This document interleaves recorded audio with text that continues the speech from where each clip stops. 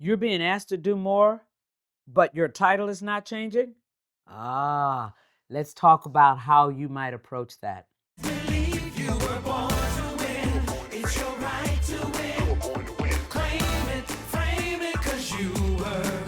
The first thing that you want to do is to make sure that you have done your homework around the new responsibilities. Now more than ever, it's easy to look up job descriptions for specific titles and understand exactly what people are expected to do. Because here's the thing you have to consider: we are in an environment now where many people, almost everybody, is being asked to do more with less. Not just because of artificial intelligence and what technology can do for us, but also because of the environment that we're in, where companies are thinking that we should be able to do more with less resources, with fewer people. So just because you're being asked to do more doesn't necessarily mean there should be a title change. But if your gut is telling you that you're now doing things that someone that had a higher title or two titles above you are doing, now it's time to get busy with your homework. You want to get a sense of people that have a title just above yours and even two titles above yours. What are the bullet points around their job description? Do they have a certain number of people that are reporting to them? Are they responsible for certain types of research?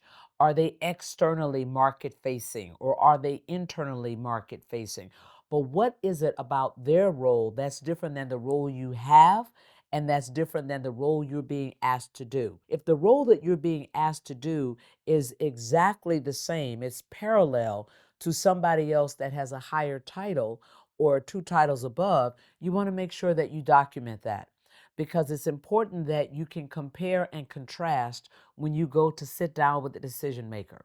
Now, the next thing that you want to do is to have a dedicated time with the decision maker. Now, that may or may not be your direct boss, but the person who has the power to change your title, you want to have a conversation with them. And the conversation goes like this: Tim, first of all, thank you so much for your confidence. I'm very excited about this new role, and I believe that I'm going to be able to do a great job. But I also wanted to talk to you a little bit about the title and the kind of exposure that I'm going to have. As I look at the role that I'm in now, I'm responsible for these five things. Those are my job descriptions. Now that I think about the new role, I'm still being asked to do the things that are in this job description, but now here are the other four bullet points that I'm responsible for. I did a little bit of market research, and other people in our competitive organizations that have this role, their title happens to be X. So I'm here to ask you for the title adjustment because I'm certainly ready for the role adjustment and I'm ready to deliver. But I want to make sure that I am comparable with our competitors as they think about the value of this role. Now, you want to be thoughtful also about the value that you believe that you can bring in this role. And you want to communicate your confidence about your ability to deliver. Tim may or may not make the adjustment at that moment. But if Tim says, no, Cheryl, I don't think that I'll be able to do that, then you want to say, I'd love to hear your rationale as to why. Since almost everything else that we do, we are making sure that we're competitive, especially with respect to our human capital with other people that are in the marketplace. So I'd love to hear your thought process about that. Now, if Tim gives you a rationale, and you don't agree, then you might say, I'd like to think about reviewing this decision in the next quarter or so. So I'm going to go on and prosecute and execute with excellence. And I'd like to get on your calendar a quarter from now to see if we can review that decision. Or Tim may say, you're absolutely right, Cheryl.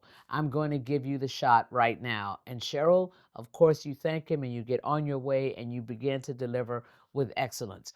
But you want to think about how you are going to react in both scenarios. And again, if it's not what you're looking for, I would buy myself a quarter and I would make sure that I did an outstanding and excellent job and then revisit the decision again. Go get him.